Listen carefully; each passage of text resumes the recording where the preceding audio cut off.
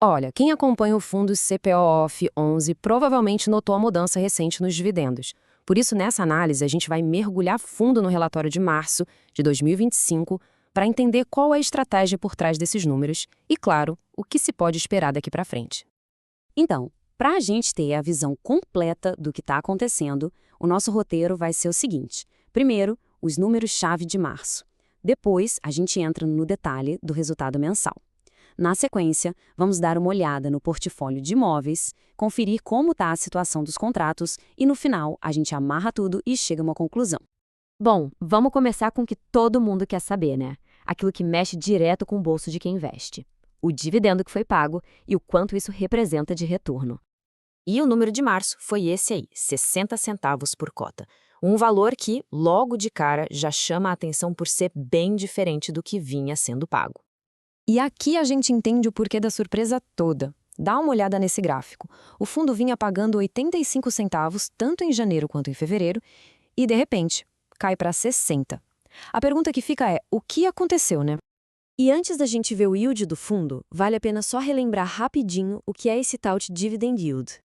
Bom, com base nesse pagamento de 60 centavos, o dividend yield anualizado do fundo ficou em 6,63%. E já que estamos falando de métricas, outra bem importante é o P sobre VP, o preço sobre valor patrimonial. O relatório mostra que o fundo estava sendo negociado com um certo deságio. Isso é um ponto que o pessoal sempre fica de olho para tentar entender se a cota está barata ou cara em relação ao valor dos seus imóveis. Ok, dividendo menor. Mas de onde veio esse resultado de março? Para entender a história por trás do número, a gente precisa olhar o balanço mensal, ver a saúde financeira do fundo. E essa tabela aqui é fundamental para a gente entender a matemática. Olha só que interessante.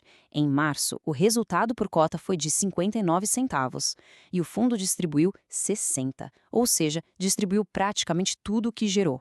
Mas o mais importante é notar que o resultado em si foi bem maior do que o de fevereiro, que tinha sido de apenas 20 centavos. Ué, como assim? Pois é, a explicação para esse salto no resultado está aqui, nessas palavras do próprio gestor. O resultado do mês foi inflado por uma transferência de dinheiro que não é recorrente, ou seja, um evento pontual. Eram aluguéis de períodos anteriores que entraram na conta agora.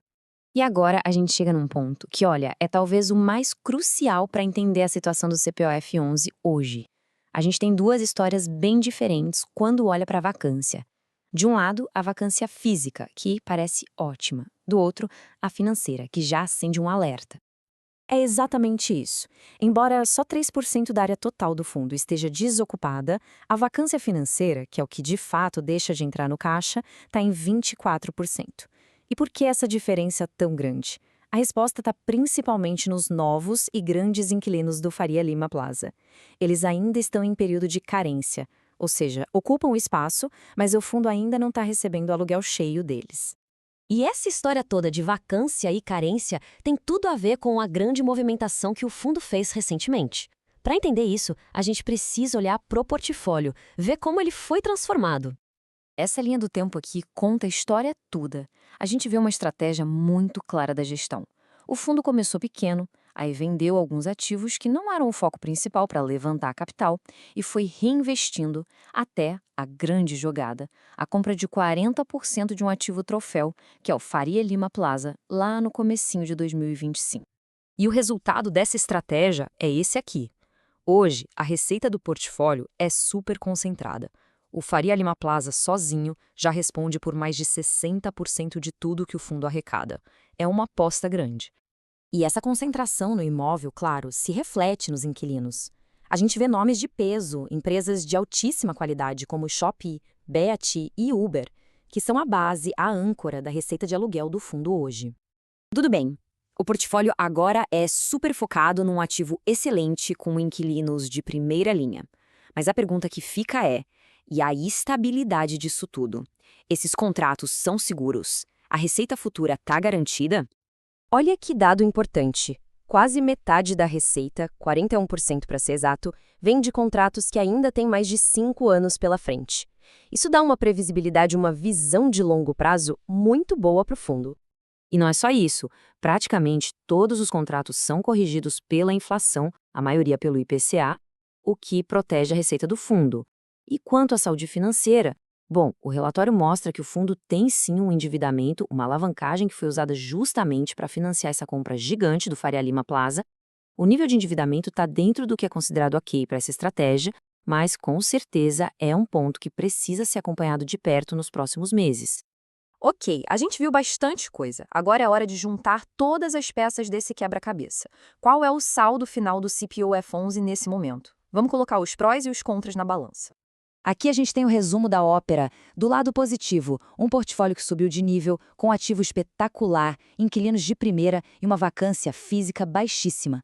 Do lado negativo, o dividendo caiu, a vacância financeira está alta e o resultado de março teve aquela ajuda não recorrente. Então o dilema é esse. O fundo topou uma dor no curto prazo para ter um ganho estratégico enorme lá na frente. E para não deixar dúvida sobre essa estratégia, olha o que o próprio gestor escreveu no relatório. Ele deixa bem claro que o resultado completo do Faria Lima Plaza só vai começar a aparecer de verdade a partir do próximo mês. Ou seja, o impacto total dessa grande aquisição ainda está por vir. E isso tudo nos leva à grande questão, a pergunta que todo cotista quer saber a resposta. Como o portfólio agora turbinado com essa grande aquisição, será que os dividendos vão voltar a crescer nos próximos meses? A parte estratégica, a grande jogada já foi feita. Agora o jogo é de execução. O foco é total em fazer esses ativos incríveis gerarem todo o caixa que eles podem gerar.